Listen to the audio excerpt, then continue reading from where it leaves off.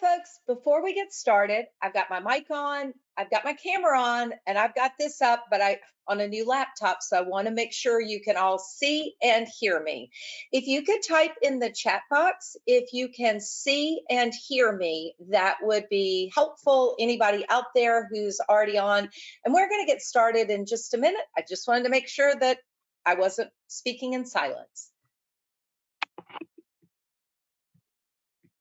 And as we go through this webinar, oh, there we are. You can see the PowerPoint, but nothing else, all working. You can see and hear me. You can see me. Yay, we're good to go. Let's do this. So if you guys have questions during the webinar, just post them in the chat area, the questions area later. And I'm going to allow like 15 minutes at the end to answer all your questions. But with applications getting ready to open before too long, we are like in the timeline, the deadline, we're getting open. I really want to cover some things to help you guys be most successful. So let's get started. First of all, there we go. This is me. All right.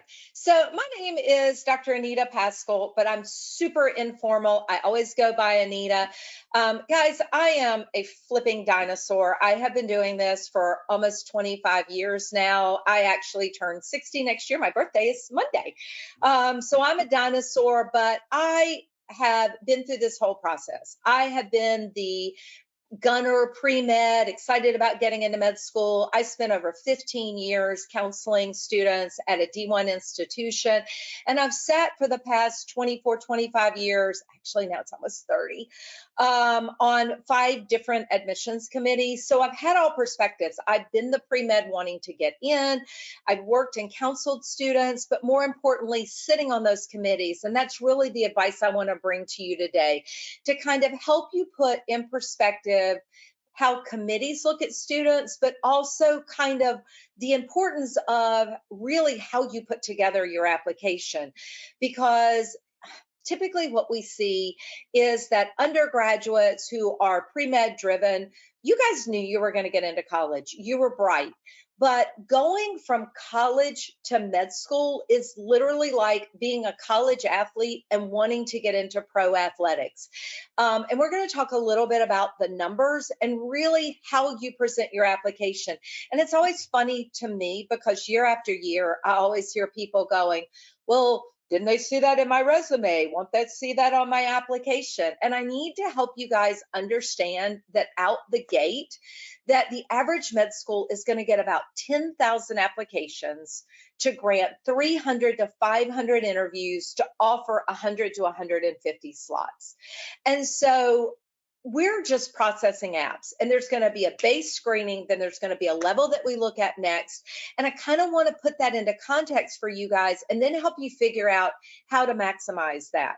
Now, in terms of my background, as you see, I'm an MD, PhD. Basically, I went to medical school at Chapel Hill. My background is reproductive health and family planning, so family medicine, OBGYN. I have a master's in education, and I have 2 PhDs in physiology and pharmacology. Please don't be impressed. I didn't want to get a job. I worked for the World Health Organization for years. I still have studies ongoing in Africa, in Zimbabwe, and Ghana, as well as in Haiti. And I'm very well connected in the med school community just by my actions of being on these committees and things we see. So today I'm going to put into context sort of the medical admissions landscape, sort of what you're up against. And then I'm going to talk about the biggest mistakes that I've seen students make. And I think some of the stats are going to be kind of surprising for you guys. And then we'll talk about how the Princeton Review can help. But before I get started, one of the things, so that I sort of know the folks I'm talking to, I want to do a quick poll, if you guys don't mind, if I can get this flipping thing to close, so that I sort of know when you guys are applying. So what I want to know is, have you already applied? Like, we're coming to the end of the cycle and you may not be getting in and you want to figure out why you didn't get in. Are you applying this coming cycle, meaning you're hoping to submit in May or June to start next fall? Or are you looking in the future? Just sort of, I know sort of how we're tailoring things. So it looks like the majority of you guys are getting ready to apply this upcoming cycle. So this is going to be terribly relevant for you guys. or those who are looking in the next future cycles, because this will tell you what to target so that you'll be ready next year. And for me, that's when I love getting students. Like, I love getting students who want to apply in 2024 for 2025 so we can fix the stuff that you need. But if you're looking still to apply this upcoming cycle, we've still got time, but we are under the wire. So thank you guys so much for filling that out. Let's get on with this information so you actually know what we're working with. All right, so what's the landscape like? So here's the scary thing, okay? Last year was the biggest year we've ever seen. We got almost 63,000 applications. It was kind of people coming out of COVID and didn't apply in 2020, 2021. So we saw this huge blip. And so on an average year, the average acceptance to med school is about 40 to 42%. But last year, because we saw so many applications, our actual acceptance rate was only like 36%, which is jaw dropping to me. Looking at the number of applications we've had this year, I think we're going to be back in that 40 to 42% range. But even then, I mean, that's amazing. 40% accepted, 60% denied. You've got a better chance flipping a coin. And of this 60% who are denied, 50% of those kids had good GPAs and good Mcat scores. And when I say good GPAs, I mean 365, 375 and above, and Mcat scores of 512 and above, and we're still denied. And so we're going to sort of talk about why that happens and what we're looking at. So let me give you just some of the basic numbers of what we're looking at in terms of applicants and matriculates. Typically what we see is the average applicant is somewhere in the 505, 56 range and like a 35, 39, 36 GPA. But if you're looking at matriculates, those people who were accepted, the average MCAT was about a 512. The average GPA was about a 375 to make up this number. Now, does that mean if you don't have these, you're not going to get in? No, it doesn't. But to get in, you've got to understand 10,000 applicants. Our first screen is going to be on GPA and MCAT. And we're going to look at our mean for our schools. Okay, so nationally, the average was about a 512. The schools I work for range anywhere from a median, and I'm talking you, when you're planning your schools, you should look at the median, not the range. And when you're looking to apply, your target schools should be about 1 or 2 MCAT points around the median, and your GPA should be like 0.01 above or below that. MCAT's going to have a much stronger predictive value on that. Okay, so keep that in mind. Your reach schools should not be more than 3 MCAT points above that. Now, there's a clarifier. Okay, if you're looking at state-supported schools and you're an out-of-state applicant, then a target school should mean that your MCAT score should be at least 2 to 3 points above their mean. So let me give you an example. UNC Chapel Hill has a mean MCAT of 515. It's probably going to be closer to 516 this year. And it's a state-supported school. If it is a target school for you and you're an out-of-state applicant, then you need to have an MCAT of a minimum of 517 to 518. 2 points above the mean if it's a public school. If it's a private school, it all holds true. It's 1 point back or forth. A reach school will be 3 points above that, meaning your MCAT needs to be 3 points above where they are. So if you're looking at a school, your MCAT's a 512, their mean is a 515, that's going to be a reach school for you. And as a general rule, the average applicant applies to, in the US, 7 to 15 schools. Most of my kids are about 20 to 22. And you want your reach schools to not comprise more than 3 to 5 of your schools. And that's just general guidelines, not rules. That's not hard and fast. Why is GPA and MCAT so important? Because it is the preliminary screen. MCAT's going to hold more weight than the GPA, and let me explain why. Mcat score is generally a predictor of how well you test, how well of a standardized test taker you are. People, I don't make the rules. Do I think one test should determine whether or not you get into med school? Absolutely not. But strong MCAT scores generally predict strong board scores. Strong board scores reflect residency placement. Residency placement reflects our ranking, what we're going to get as a med school in the future. So it's kind of a selfish aspect on the med schools, but that's where that all comes from. So what we always say is that a strong MCAT helps a slightly lower GPA. And when I say slightly lower, I'm talking 3.45 to 3.5.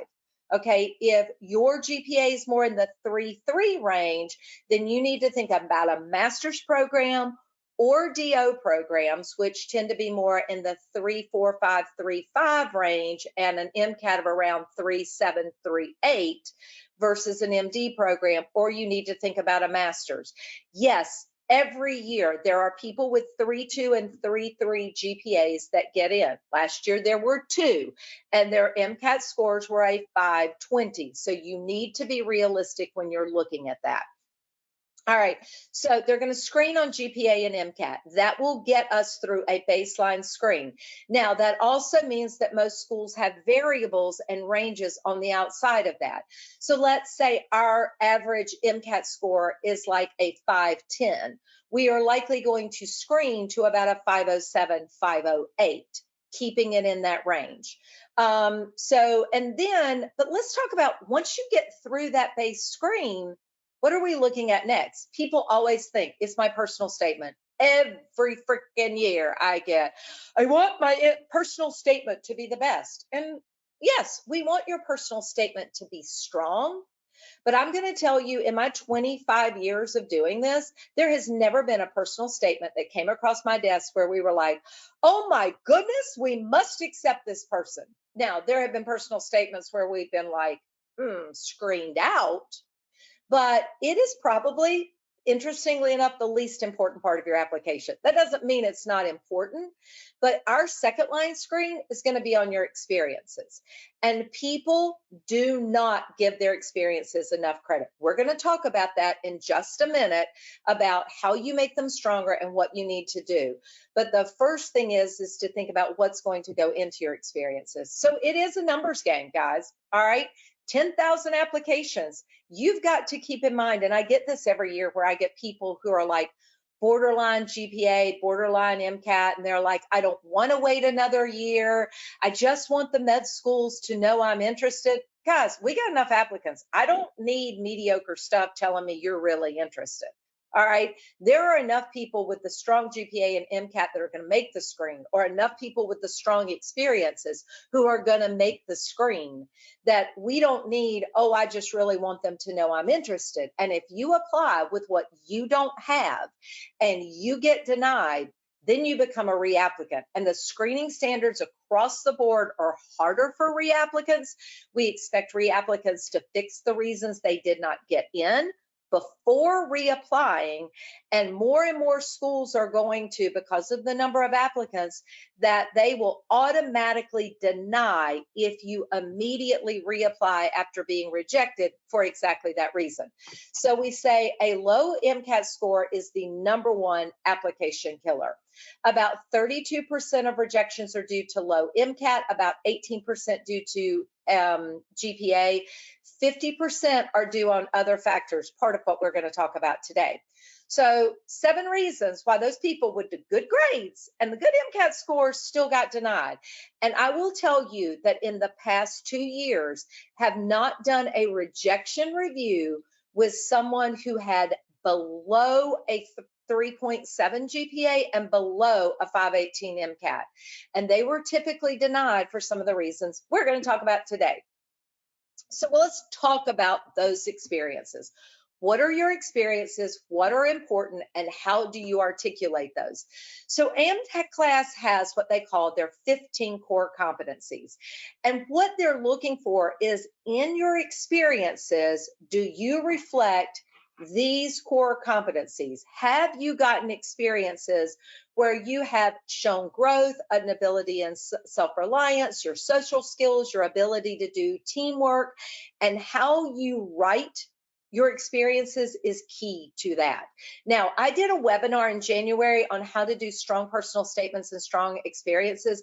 I strongly encourage you to go to our archives on our webinar page. Just go to the Princeton Review webinars, and you can see the archives at the bottom about how to make the most of your experiences.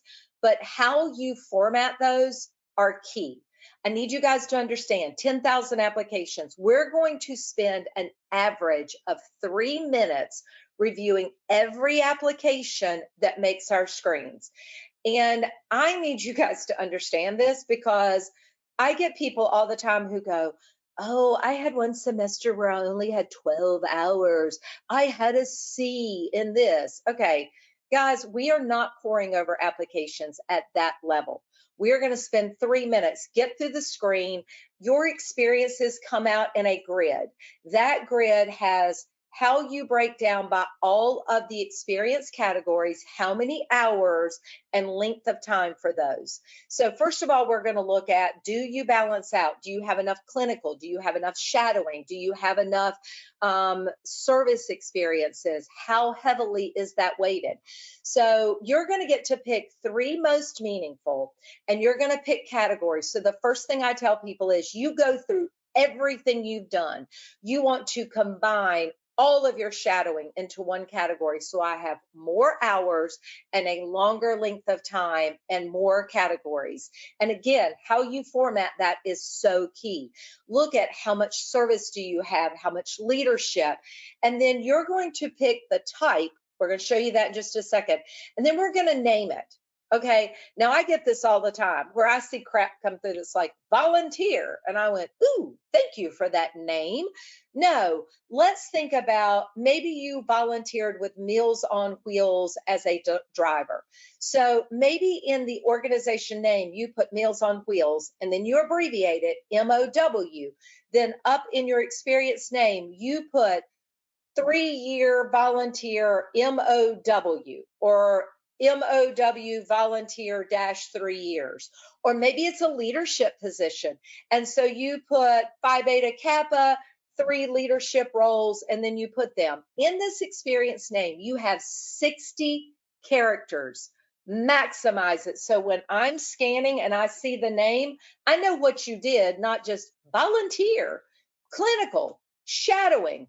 Instead of that, put primary specialty indigent international shadowing in the name, and then down in your description, bullet it out. So I see primary care shadowing, the areas, specialty, the areas, and then a summary. Make the most of your experiences. So you get 700 characters and 3 most meaningful to add an additional 1325. And there is a format we go through. Again, go back to my webinar, but that format should always be, let's go back to Meals on Wheels. The description should be, what is it?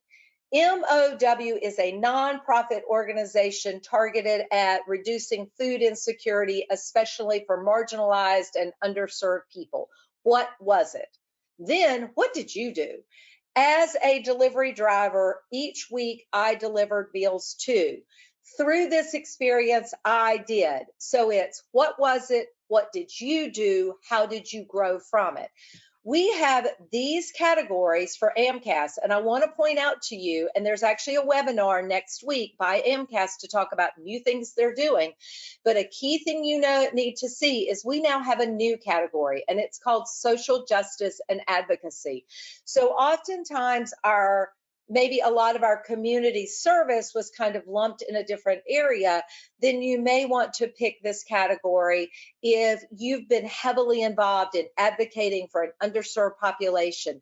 Maybe you have worked in a free clinic for a long period of time and you helped connect people, or you translated in a clinic, or you worked for an underrepresented group. Maybe you were a member of an underserved committee at your university.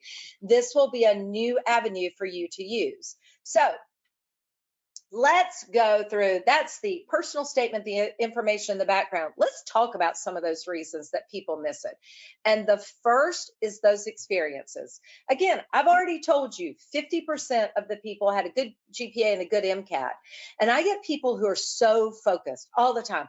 I got to take my MCAT first, and then I'm going to enroll and work with you. Well, that's a little late, okay? Because you can't just have the GPA and MCAT and now decide, oh, I got to add all these experiences, because we are looking at to have a minimum in areas. So let's talk about that.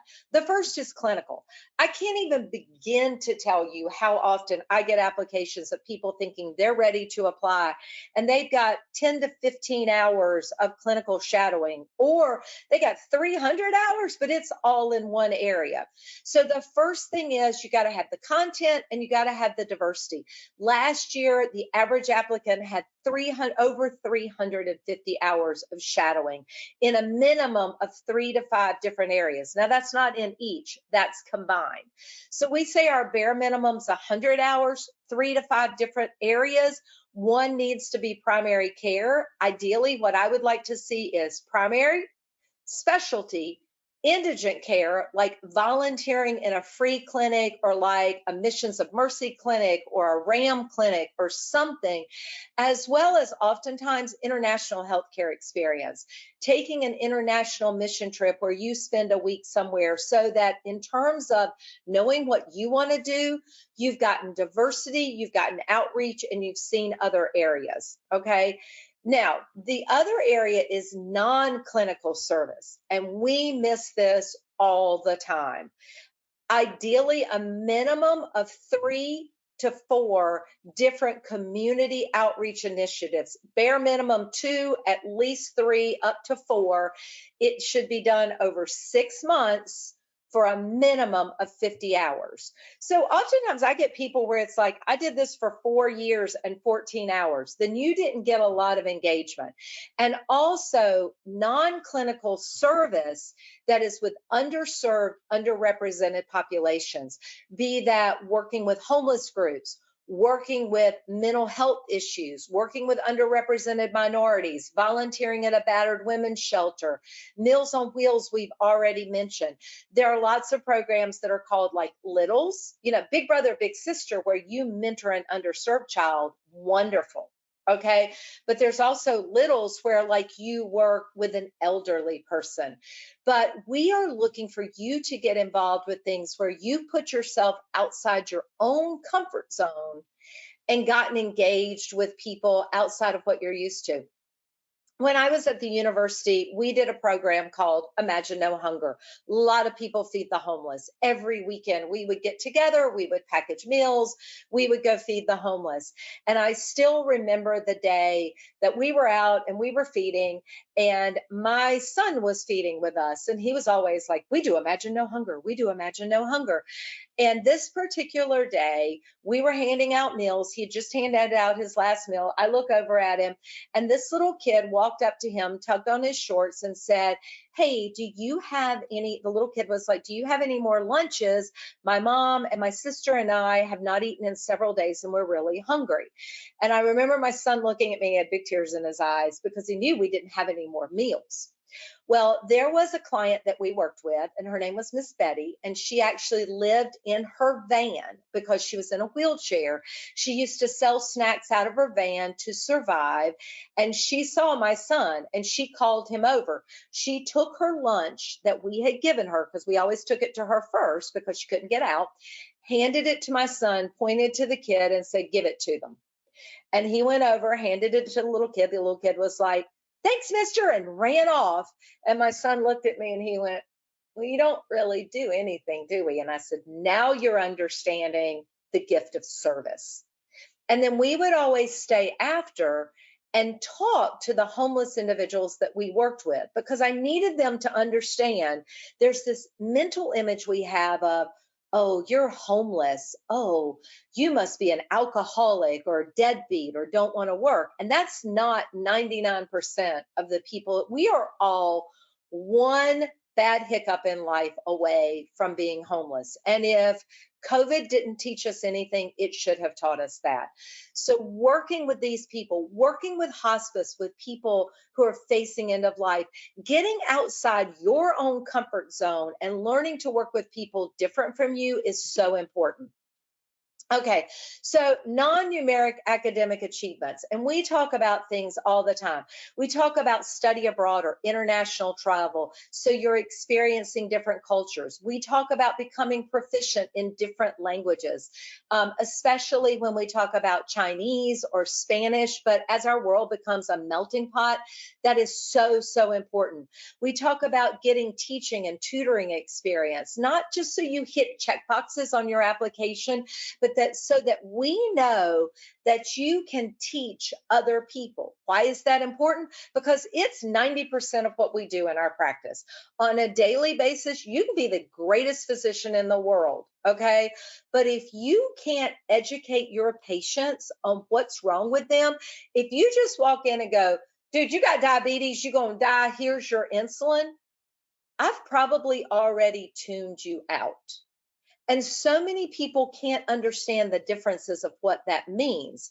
But if you can build a trust and you can talk to your patients who are people, not patients, people who have lives outside your practice, and help them understand, if you can dial down complicated information and demonstrate that in your experiences, how you helped other people, be it the elderly learn as a literacy volunteer, helped underserved kids as you tutored them in an underserved school, or worked in a TA as a TA in your school, then you get it. All right, research. Now, I get this all the time. Is research required? Nope, but I can tell you that most schools feel like the only way you get critical thinking or understanding of scientific design is through research. A bare minimum of a semester, ideally a year. Last year, the average number of hours was 1,300. I don't know how that happened. I feel like as long as you got 300 to 500, you should be solid. Research is bada bing, bada boom, because in research, you get scientific method and critical thinking, but you also get teaching because you train other people in the lab. You get communication where you have to present. You get teamwork, learning how to work in a research environment. So it is important, especially if you're looking at research-oriented schools. Leadership, okay? It is so important because in your future clinic, you're going to need to lead your staff. You're going to need to lead other people. So have you learned how to be an effective leader?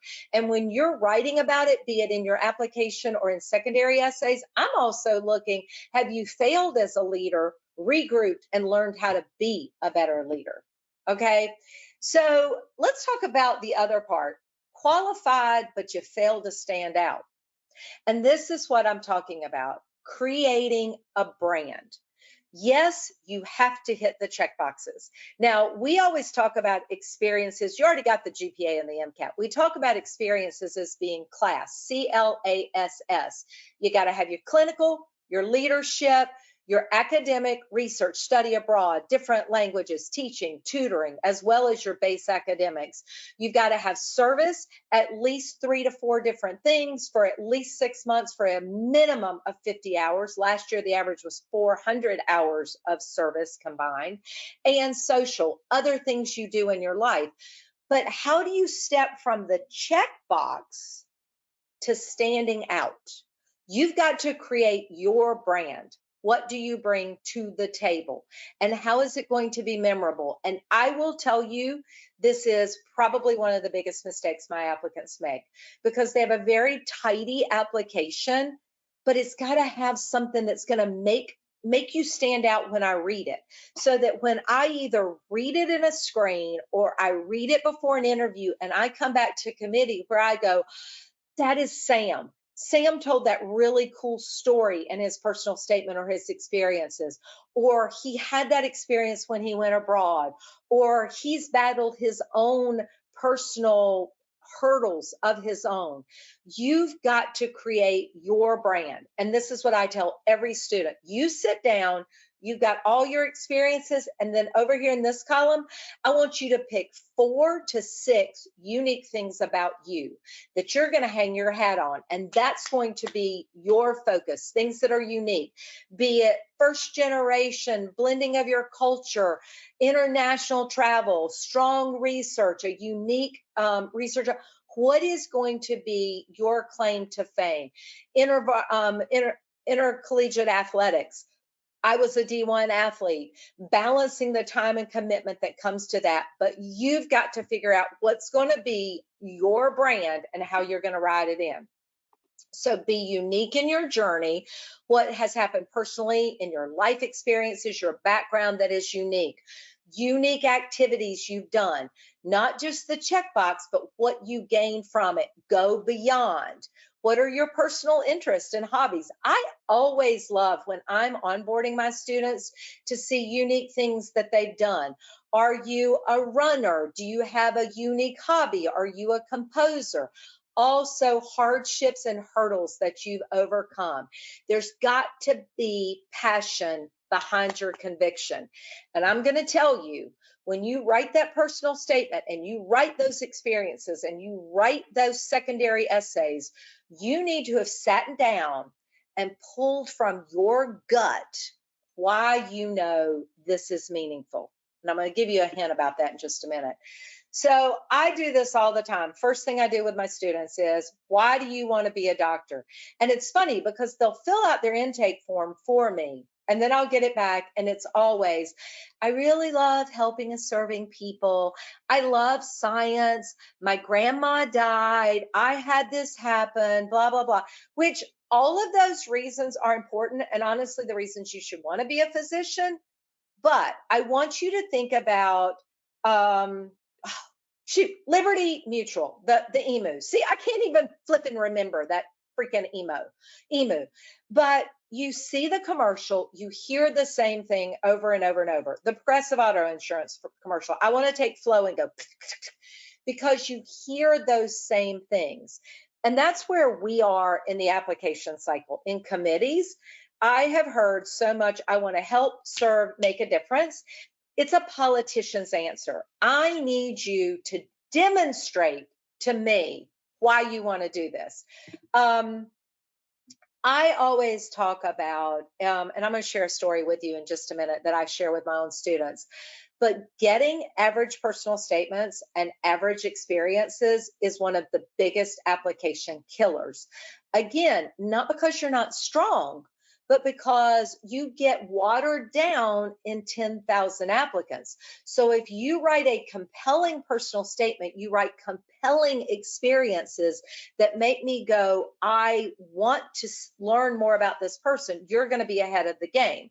See, pre-meds are not always natural at being dynamic because they're checkbox people. Okay. And they like try to convince us in their personal statement, I'm going to be a great doctor because I'm empathetic and I'm understanding and I'm like, yeah, don't tell me about it. Show me. Okay.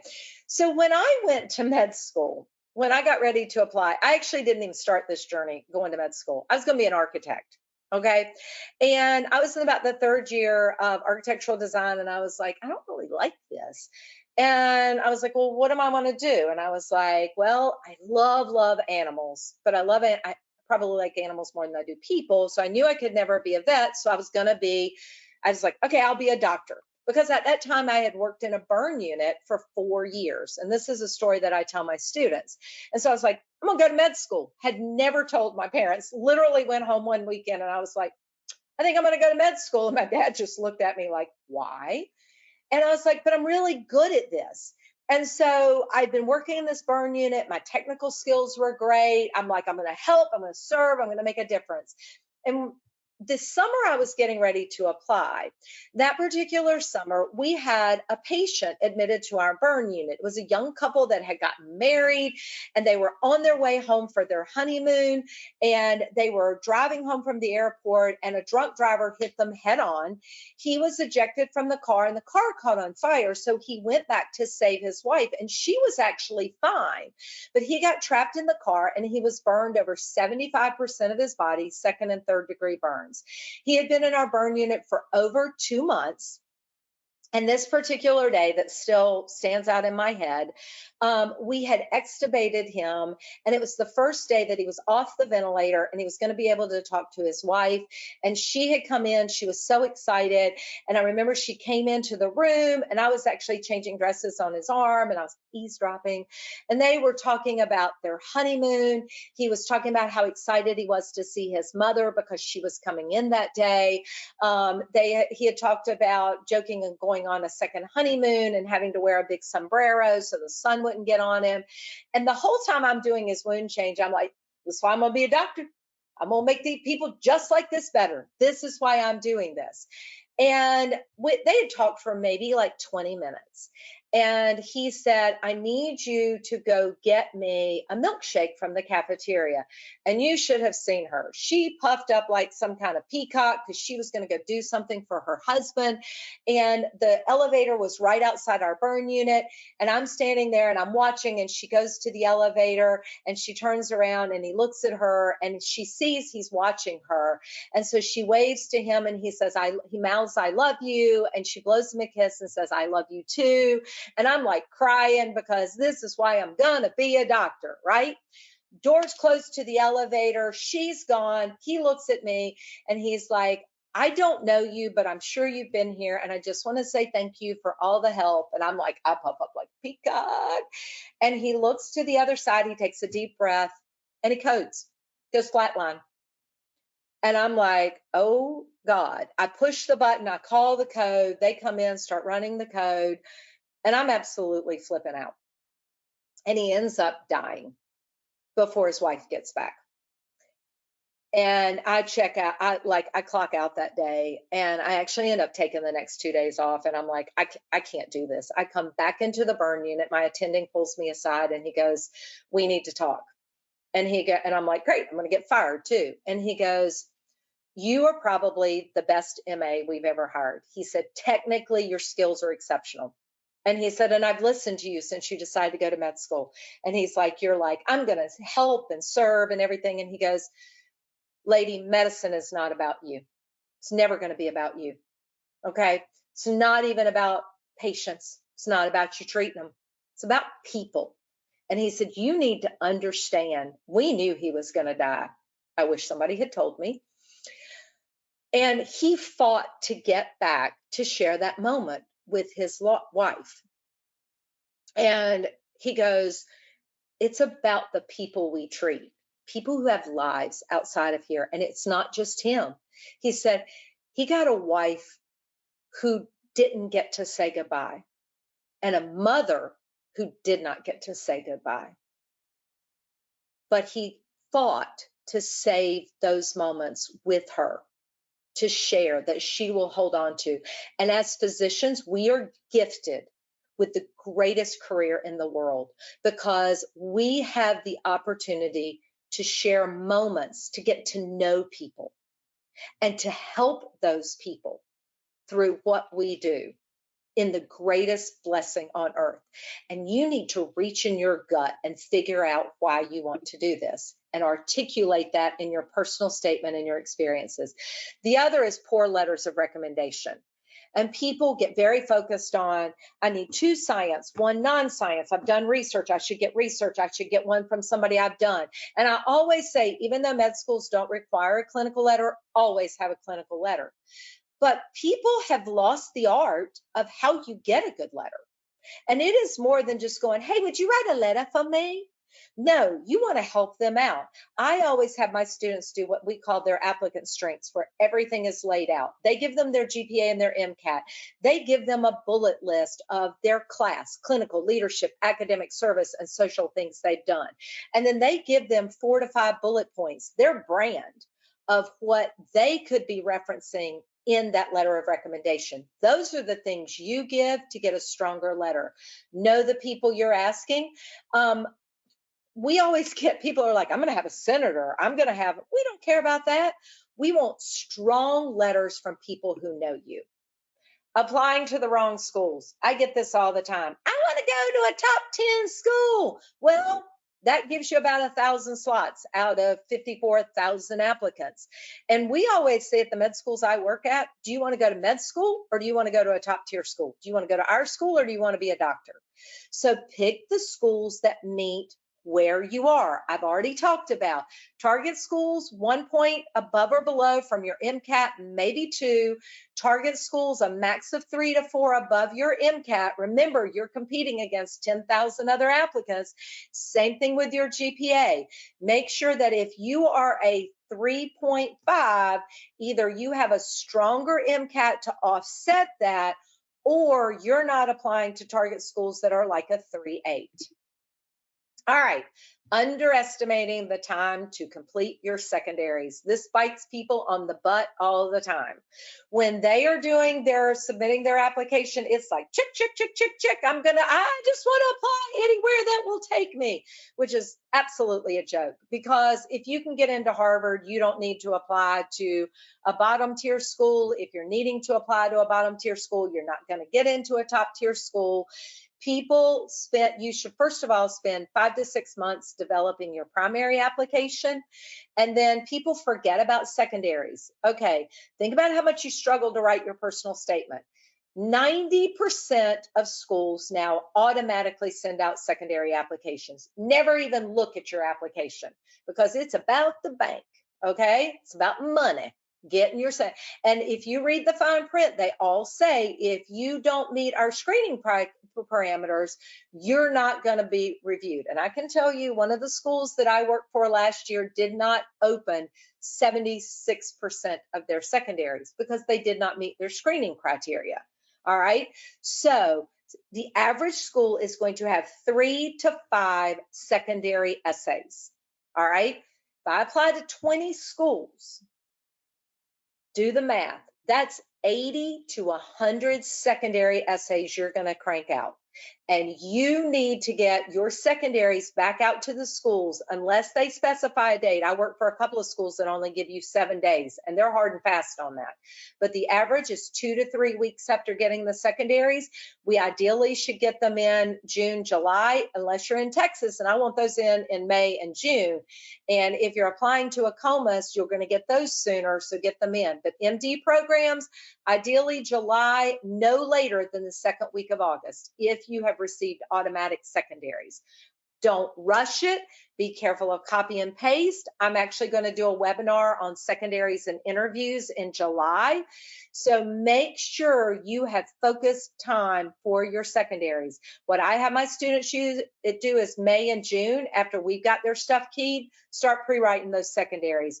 Go to the old secondary prompts, find the most common secondary essays, hurdles, adversity, what you're doing in your gap time, etc., and pre-write core essays so you can just tweak them once you get done. Like I said, the most successful students pre-write their essays. Make a small list of connections that you can draw on for why this school. And that's the other thing.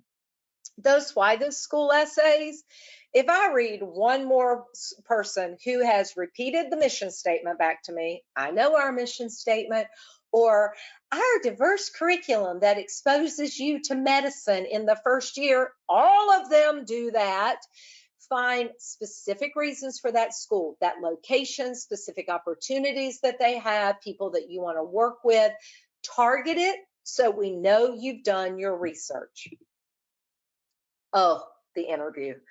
So if you get through the screens and you get offered an interview, okay, that can account for up to 60% of the weight of your application.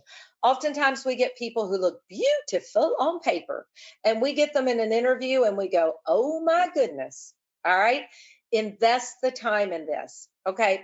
So most schools, and we found out that next year, most schools are going to continue to offer virtual and in person. If you have the opportunity to do in person, absolutely do it. If you can afford it and can make the time for it, because there is nothing as great as being face to face with someone. Virtual will not count against you, but in person can definitely help you. And when we come to backdrops, holy cow. First of all, don't use that virtual crap in the background. Look like some green screen, because you look like Jot and you in the background. It's always fuzzy in the background. Also, pick your lighting, pick your background, pick your area. I do a whole thing with my interviewees. You have no idea how often after interviews, when we come to committee, 50% of our time is like, well, I had somebody in their bedroom and their bed wasn't made, and there was a Budweiser commercial on the wall, and or people who use just a blank back wall. You think that's actually better? No, it's not, because you want some interest and some intrigue in your background. I'm sure you guys are looking at my aquarium over here in the background. We got a 200-gallon aquarium over here. You want intriguing and interesting things in your background. Typically what we say is plants are always good, like a big tall green plant. You follow the triangle phenomenon so that you got tall things and something short underneath it. You want an intriguing picture in the background. You guys may be able to see my painting back over here in the background. Typically you want that sitting so we can see enough of it, because you never want your head like right in the middle of a painting. So the whole time I'm looking at it, I'm going, what is that a painting of? So think about that. There's a whole skill in how you answer questions. We talk about word vomit and jumping to it. The two most common mistakes: I will ask a question and they will either, one, repeat the question back to me. I have already tuned you out if you do that. Second is where we say word vomit. You just jump right in to try to answer that question. If we say, if there's only one seat left in our class, why would we give it to you? People either, one, repeat that back to me, or two, go, you should offer it to me because, and it's like, boom. And the best way to answer a question is with an intro. Sort of let your reader think about it like you're going to watch a trailer to a movie, and you want your listener to know what is coming. So for instance, you might say, well, in choosing schools, I always specifically looked at what the school had to offer me and also what I thought I might bring your program. So let me start first with what I feel like I have to offer this program, specifically these three things. And then your interviewer knows what you're going to talk about. The other important part of this, we call this stalling, because what that allows you to do is to stall and sort of group your ideas in your head. Okay. We're also going to talk about dressing appropriately in my interview prep in July. All right. So you don't want to be overly arrogant. You don't want to overspeak. There are so many tips that I have, but we always call this, don't be the idiot in the interview room. IIR, that's what I call it. And you don't ever want to do that. So guys, there are lots of tips. There are lots of advice. The biggest thing I can tell you is there are so many mistakes that we get. It's very easy to filter people out.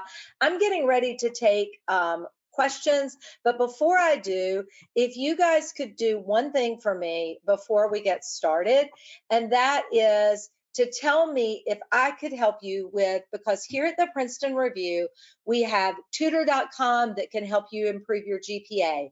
We've got medical admissions counseling with me as our premier counselor or our other experts to know how to make your application not fall through those cracks.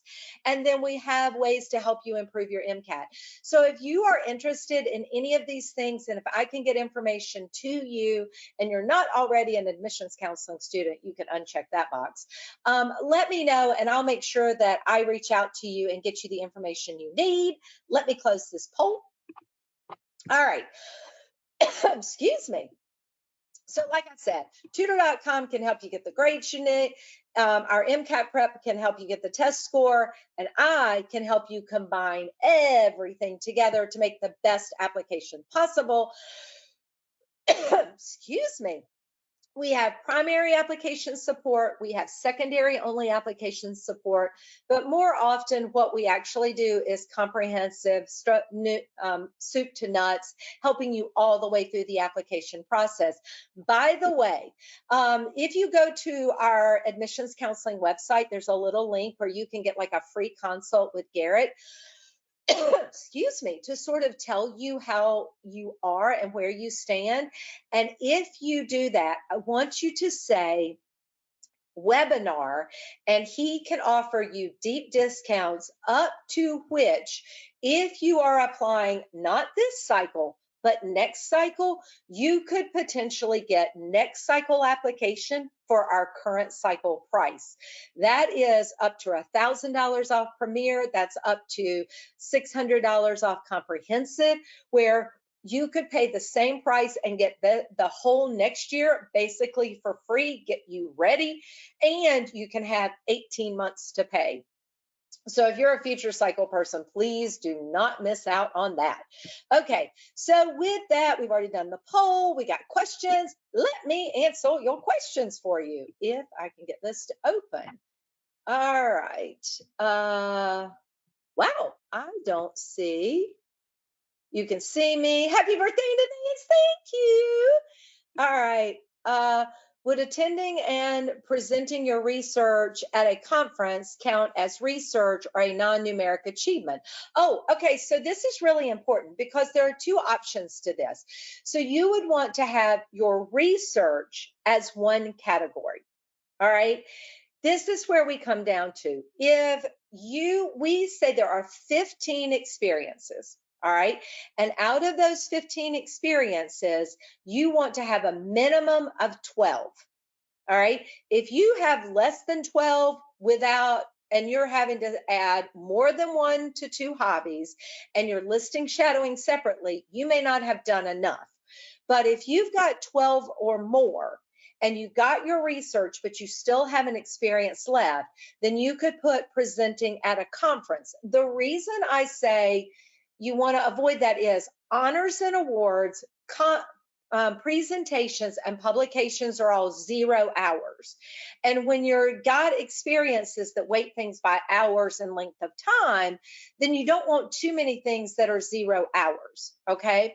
Now, if you've already presented your research, like as a most meaningful, because if you've gotten enough to present at a conference, then you may reference presented at a conference and then actually make it an experience where you talk about your presentation, improving your communication skills, and learning how to effectively communicate complicated information to a wide audience.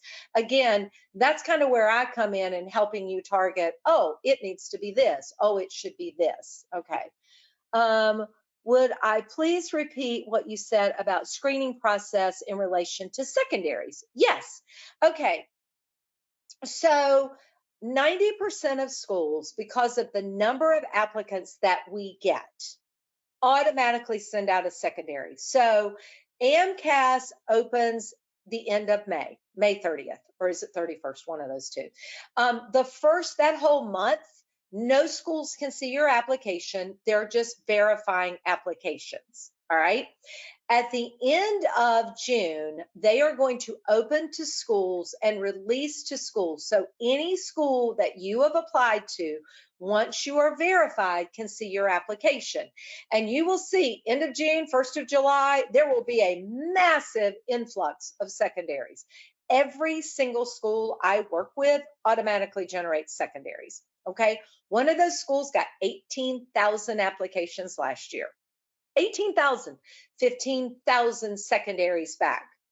Obviously, we can't hand review 15,000. So the first screen is going to be on GPA and MCAT, see where all that goes. Second screen is going to be on experiences. And two of the schools I work with literally have us sit down with the core competencies and look at the experiences and see if the way they wrote them demonstrates they hit the core competencies. Okay, so different schools have different screening criteria. Some may want a clinical letter. You have to check their letters of recommendation. Some may definitely want X hours of research. Some may need clinical. So we are going to screen on the hours. So like last year, I had a student that we had in committee who had a 4.0 GPA, and he had a 524 Mcat score, and great solid research, service, clinical, etc. But when he listed his service, rather than listing hospice for 4 years and 4,000 hours, he listed 4 years and 30 hours because he worked with them for 30 hours a week versus the total hours. He got screened out at that school. And he reached out to me and he's like, I got denied. And I'm like, why? And I went back and we reviewed why he had been denied, and it was because of the way he entered his information. So you want to make sure you made it through your screens. All right, let me get another question. You will be taking the MCAT on August 19th, okay, and will be working part-time as a scribe along with it. You never had the chance to gain any research. How can I get in research experience and best advice?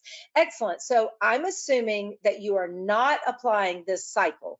You're applying next cycle, because if you're applying August 19th, that is way, way, way, way, way, way too late for this cycle. Okay. But working part-time as a scribe, if you don't have research during gap time, I say the two best ways to get research are either working as a clinical research associate or a clinical research coordinator. But if you don't have research experience, those can be hard jobs to get. So how do you do it? Here's how you do it. Work as a scribe or an MA in a practice or in an ER, and either piggyback on their ongoing clinical studies going on in the ER or in a practice, or create your own. Let me give you an example. My daughter was an MA in a practice, a primary care practice. She needed more research. So while working as an MA, getting hands-on paid clinical, she also designed a diabetic teaching manual. New onset diabetics in the practice had the opportunity to do a series of 4 every other Saturday clinics where she taught about diabetes, she prepared the manual, she educated them on their diabetes. Then she did a study of follow-up of people who did the class and didn't do the class and their compliance with their diabetes. Okay, my son helped with a teaching manual called Slip, Slap, Slop about how the importance of sunscreen for elementary students, and taught educational programs in underserved schools, and then did feedback on their compliance. And so you can create research within those opportunities. Does applying to an MD-PH program shift how heavily clinical experience should be emphasized over research experiences? It does not shift clinical experiences. They are still going to expect the same clinical. It does shift the research. Research should be a minimum of 2 years, ideally in 2 different labs, but it can be 1 lab, a minimum of 1,000 to 2,000 hours of research. We also want to see leading or running your own independent project, and we ideally want to see presentations and or publications, pretty much in that order. Okay, your MCAT score also for target schools, target should be 2 to 3 points above the median, and reach schools 4 to 5, because it is more competitive in those areas. I have 1 science professor letter of recommendation, also my research PI, and a biological anthropology letter. Does that count as a science or a non-science, along with a letter from a physician? Okay, so let's talk about this. Generally, we say, and it can depend on your committee. Like if you're using your committee and they only allow X number, I recommend looking at. So the first thing you should do is create your list of schools, your target schools, and look at the letters of recommendation they require because you don't want to miss those. We need bare minimum 2 academic. Okay. Generally, I say 2 science, 1 non science, because there are a few schools that want a non science. So 3 total. Look at your total number of schools. Also, for the letter of recommendation, look at the course classification. So it may be biological anthropology and it may be listed as anthropology. Most schools are going to see that as a non science letter. It's not always a deal breaker. They may ask you to go back and get another letter, but that may not be a deal breaker. Then, when we're talking about clinical letters, very few schools say a clinical letter required, but you'd be amazed at how many of those schools prefer a clinical letter but don't list it in their requirements. So I always say to be safe, if you've done extensive research, you get a research letter and have a clinical letter. If you're applying to osteopathic programs, you need to shadow a DO and get a DO letter because about 50% are going to want a DO letter. And should I reach out to another professor with the risk of the letter not being as strong? You want to make sure that you've hit all the categories. And let's say if you have 4 letters that are really strong and 1 that may just be reflective of who you are, you're going to be okay as long as you've hit their categories. All right, you're a Florida resident who is interested in staying in state. You're in good shape. What is the minimum Mcat score that I should be aiming for? And that's Florida is pretty competitive in terms of those. We say a bare minimum of a 512. What we generally say is a 510 gets you through most mid-level screens. A 512 makes most schools feel like you know the content. A 515 starts to turn heads, and a 518 really moves the meter. If you've got a 3938 with heavy clinical leadership research, and you also plan to apply to DO because you got great DO programs there, I would target 512 to a 514. Okay. Now in Florida, they are really specific on being bilingual and ability to speak Spanish. They're also looking with heavy underserved for the people of that area just based on the Florida schools. So make sure you have that in as well. I have great success in the Florida schools. It's just really knowing what they're looking for.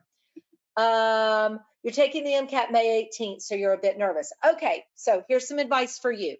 So you're taking May 18th, if that is your first test. When AMCAS opens, apply to 1 super rich school that you are never going to get into, all right? Like Stanford. All right, not that you may, I don't know, but let's just put Stanford. All right, that way AMCAS can verify your application. Then you get your score back mid-June. They're already verifying you. Then you can figure what additional schools you want to add. Your DO applications, you can go ahead and get in. I'm going to tell you, do not apply DO if it's the only school you get into as a DO program that you would not go. All right. Now you can apply in this early process, but if you are strong enough in your MCAT and you might go, oh, I got into a DO program, I want to try to reapply MD, then you're better to withdraw from all the DO programs before you get verified. And it's not as bad to be a DO reapplicant if you didn't get in. But if you're applying so you want to absolutely make sure you get in, then you get your test score back the middle of June. Make sure that you've already scheduled a retest for the first part of July, just in case you need it. Continuing prepping till you get your score back so you're still in the groove. That way you'd have a retest score back the first part of August before most schools really start reviewing applicants, which is about the first part of August. How many secondaries does each school send out? It varies. The average number is 3 to 5. Is May 26th, May 27th the last time to take the MCAT to not have your application delayed for this cycle? Ideally, I say late May, so you get a score back before it opens, or the very first part of June, knowing you're not going to add schools until you get your score back. You're getting a little iffy, and you're probably going to be a one and done. How to submit your application to one reach school if your MCAT score it back. I just did that, so yay, that's good.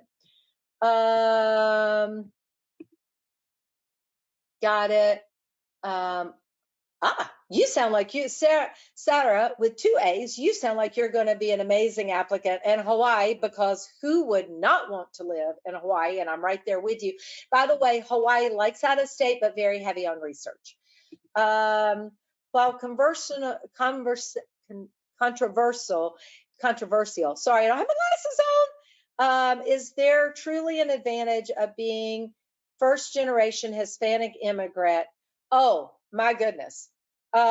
Being first generation Hispanic immigrant, absolutely. Being first generation is an advantage regardless of your background, but being Asian American is not considered a minority any longer. Being Hispanic, Indian, absolutely. First generation college, first generation, yes. But if you're first generation Asian American, it's kind of offset for that advantage. I have a mismatch with my MCAT and GPA. Okay, you've got a slightly lower GPA, but a really solid MCAT score, you're going to be gravy. Okay, MCAT score is going to have much more weight. All right. So what we say is if you're like a 3.5, we need like a 3.14, a 5.14, 5.15. If you're a 3.3, we need like a 5.20. If you're in the 3.6 range, then like a 5.12, 5.14, 5.15. But if you're significantly above that, you're gravy. You are very good. Put more emphasis on the MCAT. How many hours should we plan to spend writing our experiences? A lot. I always send examples of how to write them. You should put as much, if not more, emphasis on your experiences than your personal statement. I promise you this. Hours, how you calculate them.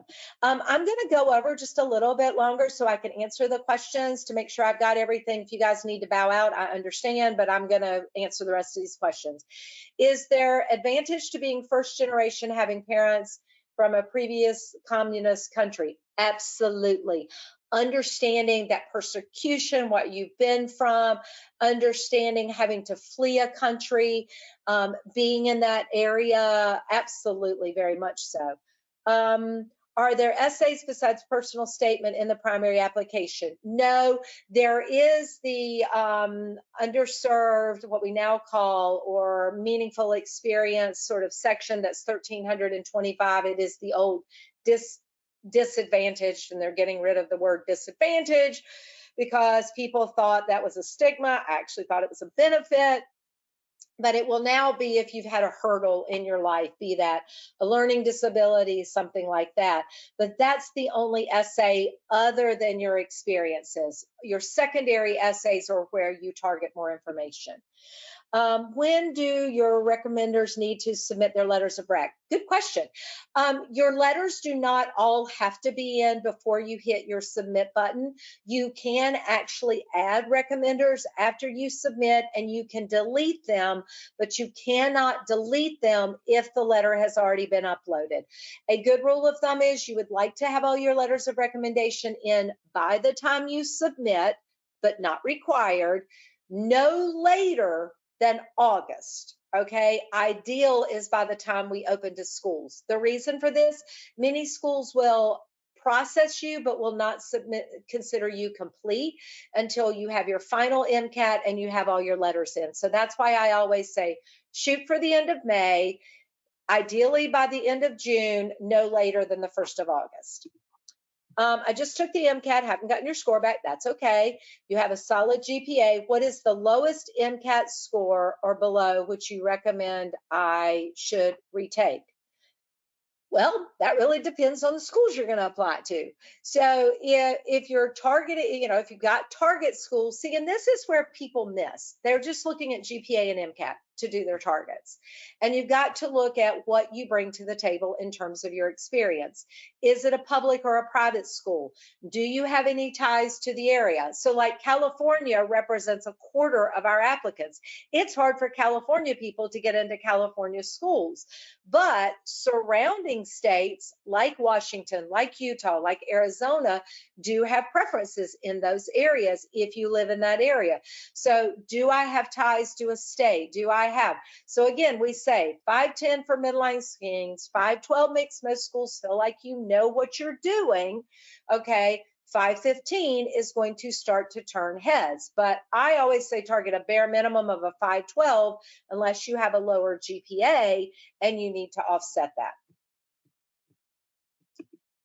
Awesome. Our application needs to be complete when we send it to that one reach school.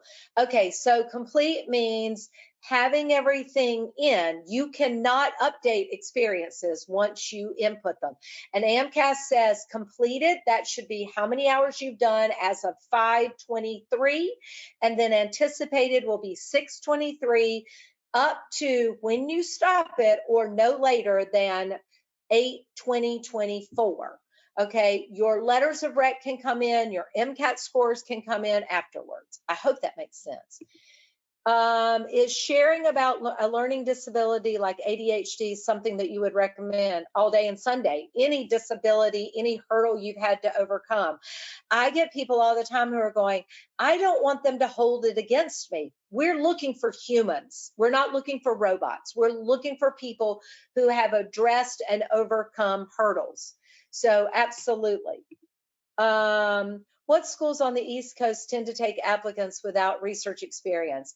That needs to tend to be, that's not something I can discuss in the context of this, but I strongly, strongly encourage you get the MSAR and you look school specific because they actually have sections where they talk about what courses they require and recommend, as well as what they also recommend.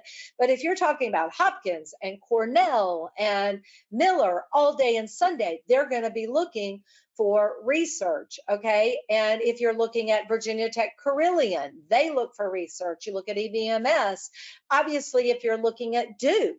So you've got to know the specific schools and what you bring to the table. How does MCAT retake look with only a slight improvement? Here's a good point. That's an excellent question. We want to have a minimum. Oh, hi, Ava. We're going to be talking. I didn't think you could make my webinar. Ava's one of my new students, so I'm very excited to talk to you tomorrow. When we say retaking the MCAT, we want a minimum of a 3-point increase is considered to be statistically significant. That's hard to say. But typically what we're saying is, like, if you go from a 510 to a 513, that is statistically significant. Also look at your super score, your best combined scores. Schools tend to look at your best score or your super score, although they never tell us what they look at, but that's what you're looking at. And always be careful of if you go down, because then the school goes, I had somebody last year with a 516 and they were like, I know I can get a 519. And I went, please don't retest. Please don't retest. And they retested and they got a 507. And that's the kiss of death, because then we don't know which is right. And they retook for a third time, which we typically don't like, but will take, and they got a 513. And then we generally go, okay, that's probably where you really are. So it can actually hurt you. What about mentioning how I grew from something like sexual assault? Is that taboo or to mention? Absolutely not. It is very important because we want, this is being relatable, being things that you've overcome and how you will be able to better guide other patients. Actually, that was one of the things I talked about in my personal statement about being the victim of a personal sexual assault as a child, and then working with patients and being able to empathize with their own journey. So absolutely.